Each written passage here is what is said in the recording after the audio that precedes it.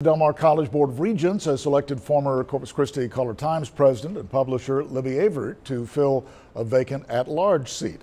Averyt will fill the unexpired term of Trey McCampbell, who recently resigned from the board. Averyt will be sworn in tomorrow during the board's regular meeting. Averyt currently works as the Chief Development Officer for the Corpus Christi United Way. Story now.